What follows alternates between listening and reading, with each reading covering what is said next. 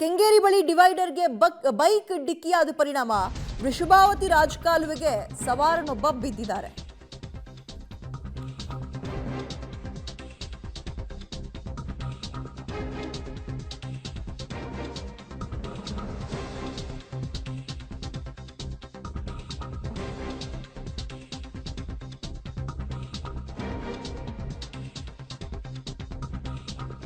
ಈಗ ರಾಜಕಾಲುವೆಯಲ್ಲಿ ಆ ಬೈಕ್ ಸವಾರನಿಗೋಸ್ಕರ ಶೋಧ ಕಾರ್ಯ ಮುಂದುವರೆದಿದೆ. ಪೊಲೀಸರು ಮತ್ತು ಅಗ್ನಿಶಾಮಕ ದಳದ ಸಿಬ್ಬಂದಿ ಅವರು ಹುಡುಕಾಟವನ್ನು ನಡೆಸ್ತಾ ಇದ್ದಾರೆ. 27 ವರ್ಷ ಹೇಮಂತ್ ಕುಮಾರ್ ಅಂತ ಅಪರಿಚಿತ ವಾಹನ ಒಂದು ಡಿಕ್ಕಿ ಹೊಡೆದು ಕಾಲುವೆಗೆ ಬಿದ್ದಿರೋದಿದು. ಡಿವೈಡರ್ಗಲ್ಲ, ಸಾರಿ.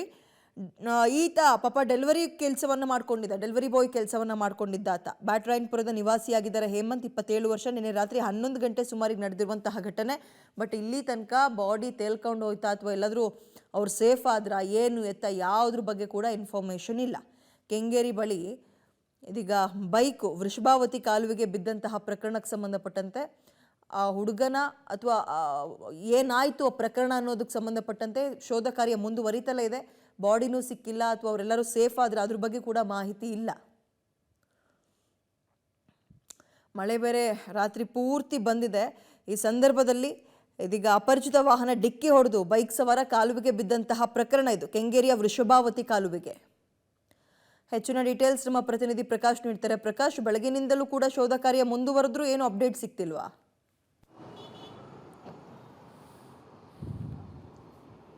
ಸದ್ಯ ಘಟನಾ ಸ್ಥಳದಲ್ಲಿಯೇ ಇದ್ದೇನೆ. ಈಗ ಮತ್ತಷ್ಟು ತೀವ್ರಗೊಳಿಸಿದ್ದಾರೆ ಶೋಧ ಕಾರ್ಯವನ್ನು. ಮುಖ್ಯವಾಗಿ ಎಲ್ಲಿ ಯಾವ ಡಿವೈಡರ್ಗೆ ಡಿಕ್ಕಿ ಹೊಡೆದು ಬಿದ್ದಿದ್ರು ಅನ್ನುವಂಥದ್ದನ್ನು ತೋರಿಸ್ತೇನೆ.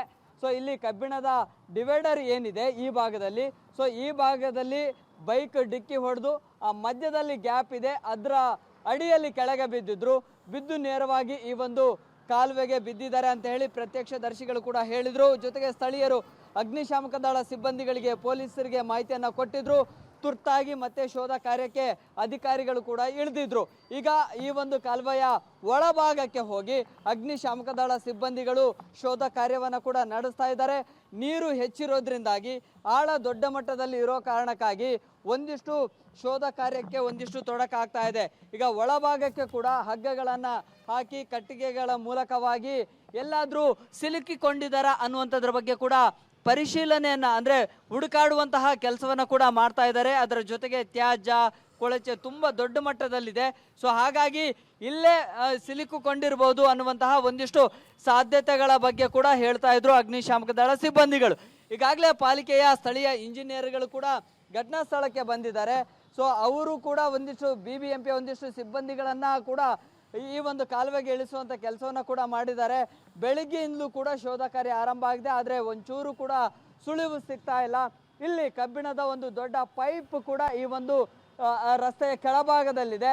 ಸೊ ಅಲ್ಲಿಯೇ ಲಾಕ್ ಆಗಿರಬಹುದು. ಅಲ್ಲೇನಾದರೂ ಸಿಲುಕಿಕೊಂಡಿಲ್ಲ ಅಂತ ಹೇಳಿದ್ರೆ ಮುಂಭಾಗಕ್ಕೆ ಹೋಗಬಹುದು, ಆದರೆ ಅಲ್ಲಿ ಯಾವುದೇ ಏನು ದೊಡ್ಡ ಮಟ್ಟದಲ್ಲಿ ಆಳ ಇಲ್ಲ. ಮುಂಭಾಗಕ್ಕೆ ಬಂದರೆ ಈಸಿಯಾಗಿ ಇಲ್ಲಿ ಪತ್ತೆ ಆಗ್ಬೋದು ಅನ್ನುವಂಥ ಸಾಧ್ಯತೆಗಳನ್ನು ಕೂಡ ಅಗ್ನಿಶಾಮಕ ದಳ ಸಿಬ್ಬಂದಿಗಳು ಹೇಳ್ತಾ ಇದ್ದಾರೆ. ಆದರೆ ಈವರೆಗೂ ಕೂಡ ಹೇಮಂತ್ ಕುಮಾರ್ನ ಸುಳಿವು ಪತ್ತೆ ಆಗಿಲ್ಲ. ಸೊ ಒಂದೊಮ್ಮೆ ಏನಾದರೂ ಬಾಡಿ ಅಂದರೆ ಸುಮಾರು ಇಂತಿಷ್ಟು ಸಮಯ ಅಂತ ಇರುತ್ತೆ ಆ ಬಾಡಿ ತೇಲೋದಕ್ಕೆ. ಸೊ ಆ ಸಮಯ ಆದ ಬಳಿಕ ಏನಾದರೂ ಕೊಚ್ಕೊಂಡು ಮುಂದಕ್ಕೆ ಹೋಗಿದ್ರು ಕೂಡ ಅಲ್ಲಿ ಆ ಒಂದು ಮೃತದೇಹ ಕೂಡ ಏನು ಮೇಲಕ್ಕೆ ಬರುವಂತಹ ಸಾಧ್ಯತೆಗಳು ಕೂಡ ಇದ್ದಾವೆ. ಆದರೆ ಅಗ್ನಿಶಾಮಕ ದಳ ಸಿಬ್ಬಂದಿಗಳು ಕೂಡ ಕಂಪ್ಲೀಟ್ ಆಗಿ ಈಗ ಒಳಭಾಗಕ್ಕೆ ಇಳಿದು ಈಗ ಶೋಧ ಕಾರ್ಯವನ್ನು ಕೂಡ ನಡೆಸ್ತಾ ಇದ್ದಾರೆ. ವಿದ್ಯಾ, ಥ್ಯಾಂಕ್ ಯು ತಮ್ಮೆಲ್ಲ ಡೀಟೇಲ್ಸ್ಗೆ.